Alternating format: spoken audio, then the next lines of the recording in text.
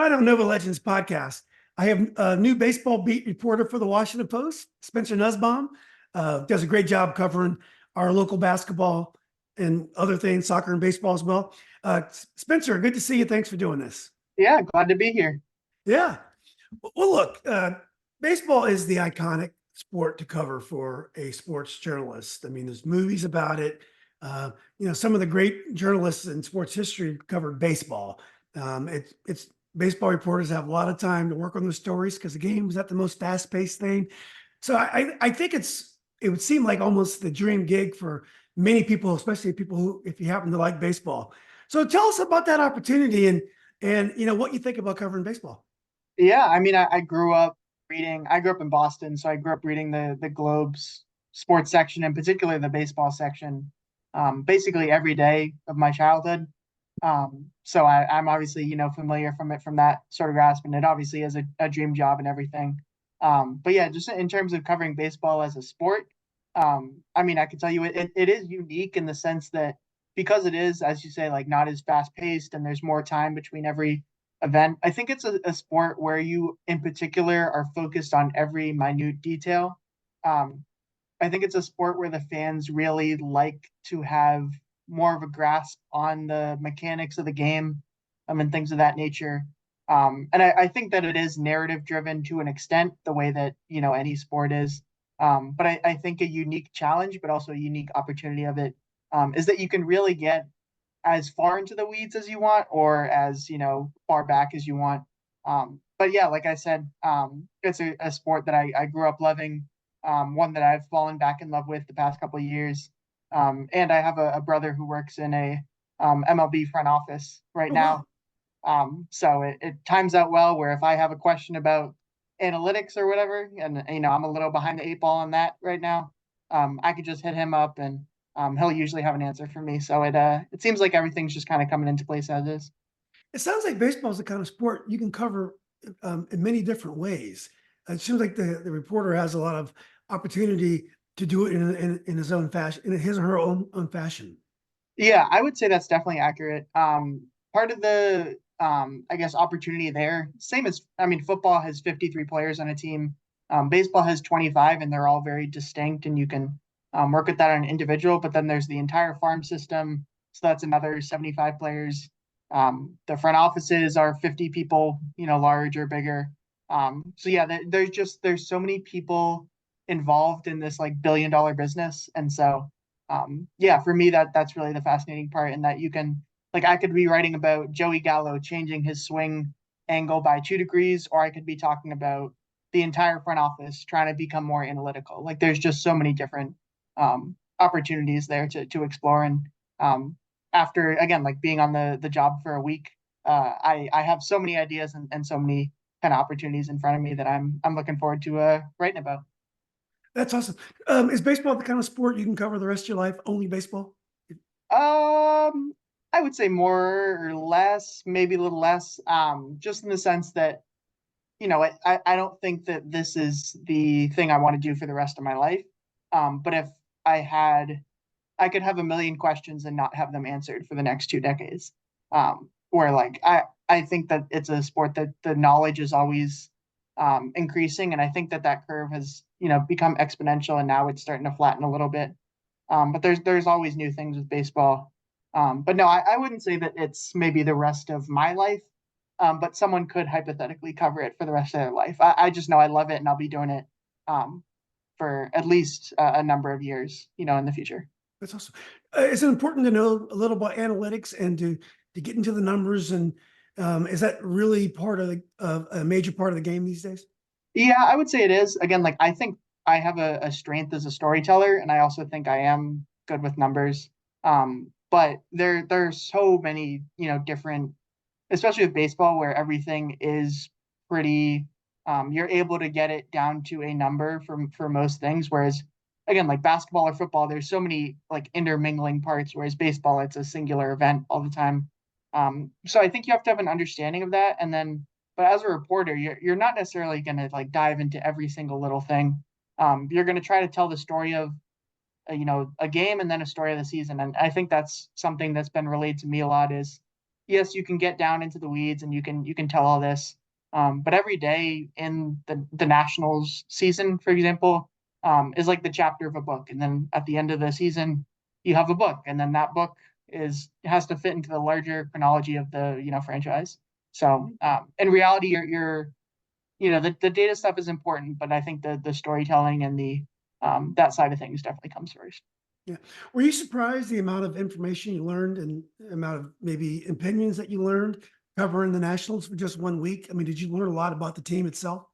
Yes and no. I was the first week down there was definitely the purpose was to kind of get my feet on the ground, figure out what the beat looks like because it's very different from covering preps, or covering high schools as you can imagine. But yeah, I felt like I would write down every little thing that I found interesting, whether it was like Keber Ruiz, who's their catcher, was like throwing with a softball. That was interesting. Or like a certain player was, often in this certain group and working with other people or communicating. And so, yeah, I felt like I got a really good sense of just not only the team, but like the relationships within the first week. Um, but again, there's so much that goes on that I do not know about and will, I guess, continue to learn about over the next year plus. So I'm really excited for it. They talk a lot about how to build relationships with the team. Like for example, if you're a beat reporter for the Nationals, um, obviously you got to be truthful when you're reporting, but you're not going to be truthful if it pisses off all the people you're going to be covering for a year. So, do they talk to you a lot about how you have to build relationships with the people you're going to be covering? Yeah, and that's a really good question because it is an interesting balance. I mean, for example, like Sherman Rivers and Mike Desmond, I feel like I have a pretty solid relationship with both of them. I think they both trust me. Um, and I think that that's come from, again, like interviewing them a few times over the course of the season, talking to them on the record, off the record, etc. Baseball, again, these guys need to know that you're around them for a full season. Usually that trust doesn't, for some guys, you can get trust after a couple of conversations, but for most of the team, it takes 6 months 8 months of like just chatting with them, sometimes on the record, sometimes off the record, um, building that relationship before you can actually kind of get that sort of trust there and before they start to come to you first or open up to you. So yeah, that's I think that maybe has been the biggest adjustment of this beat is knowing that okay, again, like if I talk to Patrick Corbin or whatever, he's not going to give me everything after one conversation, or he's not, if I'm, as you say, like striking the balance between being super critical and being kind of reining it in a little bit. I think oftentimes you can kind of characterize things with data, and that's a fair way to do it because you're Yeah. not necessarily giving your entire opinion and you're saying, okay, this is what the numbers bear out. But you're for me, my first year, especially my first month on the beat, I'm not going out and attacking anyone because again, like I not only I have to build those relationships, but I have to be honest with the readers and the people, and so I'm gonna report with integrity and I'm gonna report things as I see them, but I'm not writing an expose in my first month if that makes sense. Yeah. And by the way, coaches Sherman and Desmond hate me. Um, yeah. Are there any baseball reporters, do beat reporters that you have followed and you like the way they've struck this balance, or maybe role models for the kind of reporter you'd like to be? And these could be people that are historic figures that maybe aren't writing anymore. Yeah, I mean, I think the easy answer for me is the people who have written at the post before me. Whether it's Andrew, who's my current beat partner, Jesse, Chelsea, Adam Kilgore, all those people have done Barry's for Luga have done a fantastic job on the Nats beat in the past and have kind of helped me or helped show me what the balance is. Um, the thing about baseball is again, there are really strong beat reporters, they're really strong columnists. Like I grew up reading Dan Shaughnessy at the Globe, who I always disagreed with growing up, but I found interesting to read. Um, I think Fangraphs is a site that it's less beat reporting and more just like national baseball reporting. But they have some really smart minds there. Ben Clemens is one person who comes to mind. But I think when I really started to get into reading journalism from a reporter's mind, has been less so in the baseball world. It's more been basketball, football, which kind of, makes me refresh and restart and say, okay, I got to start reading these people now. Um, just because I've been following the sport from, I guess, a different angle than other people have. Yeah. There's so many great reporters. Maybe these people are too old for you, but like Jackie McMullen in Boston Yeah, and Bob, what was his name? Great. He was always on TV with Tony Kornheiser. I just lost it. But Boston has so many iconic reporters. And, I was thinking about baseball. Print media struggles uh, today, and journalism is changing. But people who like baseball are more likely to be patient and want to read an article because these are the people that are sitting through 9 innings and enjoying it. And so it's in some ways it's like the perfect sport to cover. that is absolutely how I would put it and how I've thought of it. You're actually the first person telling me print media is dying. I actually didn't know that before. I didn't mean. I'm No, sorry about no, that. I didn't no, mean. you're entirely right. I'm pulling your chain a little bit. But no, I think that that's a really good point. The beat kind of allows me to, go a little deeper into the details and tell the story that I want to, because I know that people are going to read it from start to finish. So while I'm going to be just as concerned with my lead as I would be in any other story, I think there's an opportunity to kind of build out a scene and build out a narrative and build out kind of the story of the game, in a way that maybe is less the case if I'm covering. I don't know. I haven't covered hockey before, but I'm just going to assume that that's kind of a different dynamic. But I don't Yeah. know. That'd be a red line for me if they asked me to do hockey. But I interviewed Coach Pudge a few weeks ago, and I got a lot of great feedback on it. So all of a sudden, people wanted me to start doing some baseball, and I love baseball, but I don't know a lot about it. But I might end up doing more baseball interviews. So I might be picking your brains. I can actually learn something about the sport. Well, look, I could talk about that all day, but let's get to the let's get back to basketball. Now, did you feel like you had unfinished business when all of a sudden, we're nearing postseason in basketball, and all of a sudden you got this great news for your career that you're doing some baseball? But did you ever feel like that there was some unfinished business in the basketball world? Absolutely. It kind of came out of nowhere. I didn't expect to get this promotion, but I'm really happy that they're letting me close out the high school season. I've told everyone, like, I've loved doing the nationals. It's a different type of joy than covering high schools. But I feel like I'm still going to be following these teams like next year. I've already you said you had that interview with Pudge. I'm not going to be covering high school baseball, and I watched the entire like hour and a half Oh, interview or thanks. whatever it is. So I'm still super invested in everything. And yeah, I definitely have unfinished business. I'd say the biggest benefit about the Nationals beat is you're given more words per story to write. So I've had a little trouble reining it back in with getting less space to cover a game or whatnot. Hmm. Um, when I've come back to the high school beat, but the actual comfort with doing it and just like the joy of covering high school basketball has not gone away. So I'm glad that that's I'm getting to finish it out, and I get the next, I don't know, 72 hours or whatever it is to finish this up. Wow. And the next year we're going to have a new reporter on Northern I Virginia. guess, yeah. I'll have to put you on someone else. Yeah, exactly. Well, we'll see how it goes. They got big shoes to fill. Well, let's go to the main event first.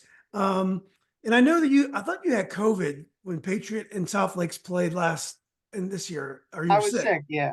Yeah. So, but I know you know the teams very well. Look, there's no surprise that these two teams are playing. There's really no one in their league in Class Six. I mean, they were the best teams, and assuming there wasn't a big upset, I mean, they really figured to be on the collision course.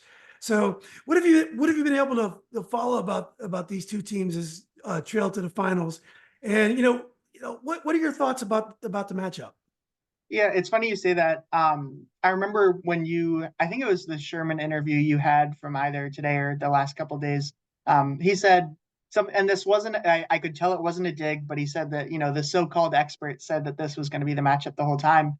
And I think what's interesting about that is that, these are two teams where, like, again, on the exterior, their talent and their coaching, I think the plain eye, which is, I would say, what I have, not being a basketball expert, but being a reporter. To me, it was pretty clear that these two teams are going to match up in March. But like we've covered before, basketball, you never really know. And I think even more than that, it speaks to the way that both Mike and Sherman have been able to manage the personalities and egos on their team, and the way that they've been able to harness the talent and harness expectations.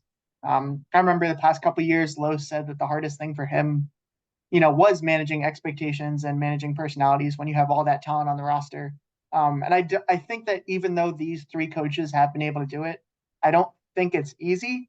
I think that, you can look back and there have been other coaches and other teams that have struggled with it. So I do think it's impressive that these two are the final ones standing.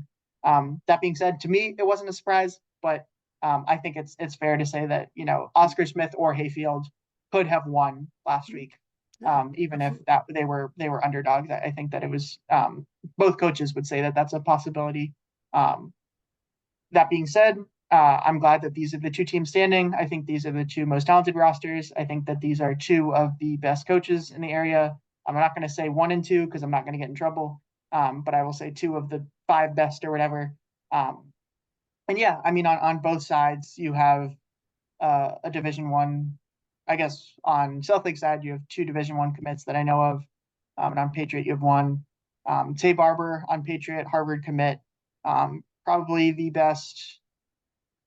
I I don't want to get in trouble again. I'm going to say that he's a guard and Jordan Scott is a forward, even just for frustrating's sake. Tay Barber is probably the best guard in the area. Um, Again, like we've known about his scoring for the past few years, but he hasn't played on winning teams. He showed that he can play on a winning team, and he's one of the best defensive players in the area. And I think that that's something that, as his scoring burden has had to decrease a little bit, just because other people have been able to step up on Patriot, as opposed to his former school. He's been able to take on that responsibility, something he's done really well. And then on South Lakes, this is led by Jordan Scott, but really it's like with Patriot, an entire team effort. Both teams are very deep. There's a lot of similarities between both of them. And I think that's why the matchup is so interesting on paper.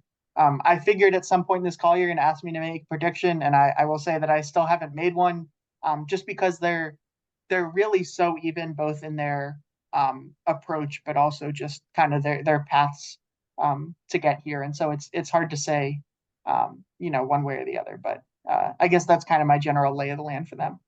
Yeah, I think it's a 50-50. I think the way you described how important it is for them to manage their teams properly is a good point. And I haven't given neither one of them credit. You can't attract players like Tay, and you can't get players like Jordan to stay. That rhymes, unless they really believe in you. The people that are managing, they're behind them, the parents.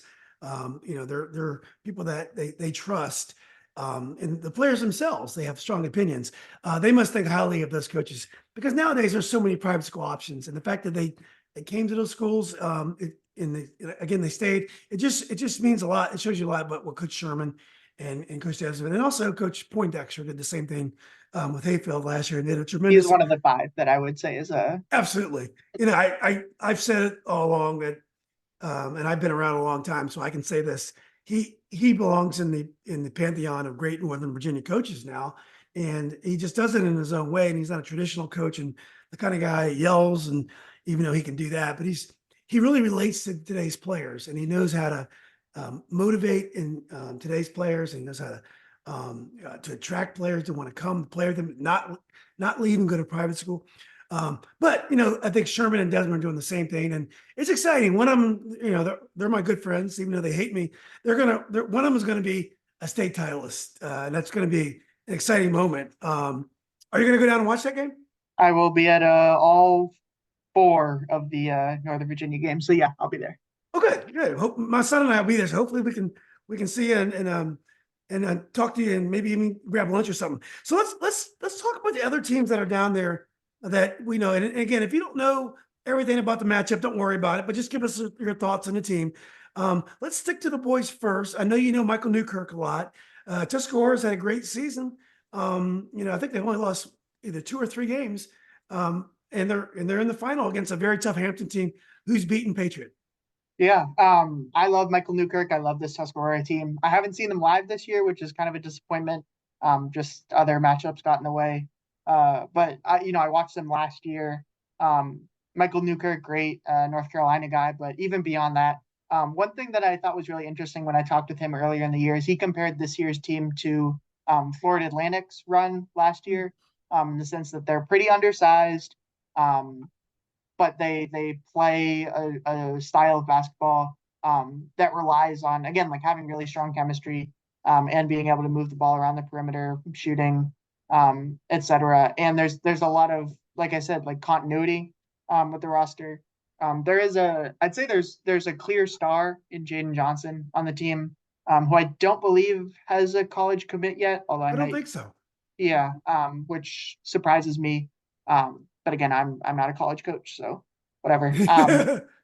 But no, they're a really good roster. I think you mentioned the Duggan brothers. I know TJ in particular is a really strong shooter. Um, they just have, again, kind of from watching on stream more so than in person, but they seem to have an identity that works for them. Um, they the Loudon Valley matchup, they played them close, I think, three times, and then whooped them in this most recent matchup. So clearly they've kind of figured out who they are even more so in this late point in the season. Um, and even at the start of the year, when I talked with them, they said that they were really still figuring things out, as most teams are in November. But they played Westpo and they had the lead for most of the game. They choked it away. But then they learned a lot from that experience. And I think the fact that I think they lost to Westpo by maybe a possession. Um, and then I think Westpo is, as we know, in kind of outside of Loudoun County, like one of those tier one, tier two teams in Northern Virginia. And Hampton is a team that beat Patriot by a little bit. So I don't think that it's going to be maybe the same blowout that other people think it's going to be. I think every team that's playing, every Northern Virginia team that's playing down at VCU at least has somewhat of a chance. And I think the Tuscarora's chances is actually pretty solid. So yeah, I'm looking forward to seeing them, and it would be the first state title for the program, so that would be interesting to and cool to see as well. Yeah, that'll be great. He did not win a title, state title on the girls' side, did he, Michael? Or- I I don't think so. I'm pretty sure he didn't, but I think he took them to the state tournament, or at least he took them to pretty decent heights when he was their coach. Yeah, definitely state tournament, but I don't think he won a title. All right, let's go over to the girls' side. Now, Woodgrove has probably been the highest rated Northern Virginia public school team all year. The girls, they've been in the top five, I believe. And the only game they lost was to a nationally rated team in Arizona. So this is a quality basketball team, and who's Woodgrove playing? They're playing Hampton as well. Okay, that's right. They're playing Hampton as Hampton on well. the girls' side, yeah. Yeah. So, Um, what are your thoughts? I know Hampton's got a successful girls program. I don't think Coach Six is there anymore, but they've been winners for years. But I would think it'd be tough on a Class 14 of any nature to beat Woodgrove. I think Woodgrove is the team I feel strongest about heading into the weekend. Um, I have so many good things to say about this team. I think Derek Fisher, not the former basketball player, but local Derek Fisher, is a great coach. I think they play the most exciting brand of basketball in the area on the boys or girls side. Um, they're up tempo. I think that sometimes they rub people the wrong way, just because they are so offensively inclined, and I think that can come with stigma. Isn't exactly the right word, but I think that so many coaches in this area, when I talk to them, they go, "Oh, it's defense first. It's defense first," and Coach Fisher's like, "No, we're offense first. Like that is what we pride ourselves on." And I think that that's a really interesting kind of way to go about things, and it's something that the kids enjoy playing in.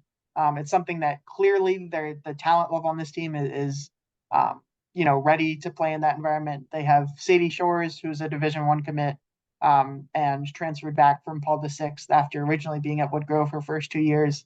Angelina, it's spelled nice. I think it's pronounced Nice. I'm not sure, but I'm gonna say Angelina Nice, is like a 6 foot guard, which on the in the girls side is really impressive. And those two play great off each other. The supporting pieces are fantastic. They only shoot, not that this is an outlier in a positive or a negative direction, but I think they only shoot in the high 20% in 3 pointers. Um, but when those are going, they're really going. I think they broke the individual state game record for three. They hit like 18 in a game early in the season. They might have already broke the team record by now. I'm gonna have to follow up on that. Um, but even when the threes aren't going, they play so fast and they play at a tempo that other teams aren't used to playing. And when other teams try to slow them down, it does not work. Um, so I think that they're a solid bet to win. Um, that being said, I know very little about Hampton. I don't follow teams very closely from outside of Northern Virginia. Uh, so, maybe I'm ill informed, but I do think that Woodgrove has a strong chance, and I think it's a program that has kind of crept up over the past 3 or 4 years in particular, and it'll be nice to see them win one, if they do. Yeah, Angelina Nice is a great name for a good basketball player. And I mean, that Hampton team would have to be a heck of a team to beat this Woodgrove team, but that's why they play the games. Well, let's go to Meridian. Now, I just met Chris Carrico this week for the first time. I always feel bad. Um, People in Northern Virginia, we always forget about Meridian and George Mason. And I grew up here, and they don't play us. They're kind of tucked away in Falls Church. But this guy, he lost two great players, Peyton Jones and Elizabeth Creed, and they're both college players, and he's back in the state final. And just an amazing job by Coach Carrico. Um, and they got their work cut out for them. They're playing a team named Liberty Christian. I tried to contact the coach because she used to coach Liberty Christian College, Liberty College. She was the head girls coach. So that's Division I school. I'm not sure if it still is Division I, but I was dying to talk to her, and I haven't been able to get a hold of her.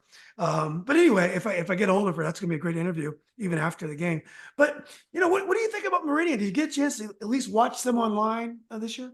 Yeah, a little bit. And I talked with Chris actually earlier today. He gave me a very in-depth scouting report that I promised not to give away before the game, so I will I not be understand. doing that. What I will say, and which I don't think is giving anything away, is that they played a lot of teams that had, I don't want to say more talent than them, but had kind of some superstars in the way that Liberty Christian is going to have some stars. Um, and in certain games, they were able to make it work out. In other games, they were not. But I think the fact that they're so malleable, they've tried all these different defensive things. They've tried all these different offensive things. The fact that they've had so many like they played Anya Rahman, they played um, at Madison. God, I should really know her name, but it's Madison hasn't been as strong this year, so I Yeah, don't I remember. know you're talking about, but Uh, I've lost it too. So Stella Gagufkas. They've played yeah, against her. yeah. So they've played really talented players and really good teams. Again, being in Class Three, so they've seen a lot of different looks. Um, and even though they might not have the same college bound players that they usually do, even though they do have a couple really solid players and or really great players and some solid players around them. Um, I think the fact that they've seen so many different matchups means they're going to be prepared for what they see on Friday evening. I can't say that they're the favorites because they're not. I mean, that Liberty Christian team has, I think, as Chris said in his call, two Liberty University commits, which I don't think is just a nepotism thing with the coach. I think, yep, if you play Division One, you play Division One. Yeah. Um, and so, yeah, I think that they're the definitive underdogs. I think they know that. Um, but I think they're going to be game planning, um, you know, in mind, knowing that they've seen these sorts of players before. And so I think that's what makes it a really interesting matchup. And I think the two really solid players are Mo Tremblay, Maureen Tremblay, if I remember correctly, who's already played in a state title game before, and who again has been a real solid leader for them. And then Ellie Friesian, who's a really solid shooter who pops on film, and I hope pops in person as well. Yeah, that'd be great. And you made a good point about the Liberty going there, going to college there. It must be legit. They probably went to Liberty Christian in the first place because they were going to play for this great coach, and there's a quick pipeline. I believe they practice at some of the facilities of Liberty, so they have a huge advantage. Playing against public schools, and I know a lot of people are salty about it. So I'm dying to just to hear more about what's going on down there. Someone said that they've only won one state championship in the history of the school, and that's football this year for the first year. I don't know if that's true or not. I think they've had more success than that. I know they've had a lot of great teams and a lot of different sports. So anyway, I'm looking forward to seeing that game as well. But look, man, I appreciate you jumping on a late night and walking me through this. I want to hurry up and get this produced and get it up because I know that the games, I think they start tomorrow afternoon, right? No, well, maybe the class 1 and 2 games, but the next ones are all the Northern Virginia games are either on Friday or Saturday. Okay, good, good. Yeah. But I'll still get this up as soon as possible. But look, man, I appreciate you doing this. Next time I bother you for an interview, I promise you it'll be about only baseball. And maybe I'll follow the Nats more closely this year. Yeah, maybe. I'm enough of a sicko where I'm still going to be following all the high school baseball, high school basketball, high school football while I'm on the Nats beat. So Oh, well, great. Well, good. We'll always look to you for your opinion. perfect. Yeah. Well, great, Spencer. Look in. I appreciate you doing this. Hopefully we'll see you down in Richmond. Fantastic. I'll see you there. All right, buddy. Take care. Take care.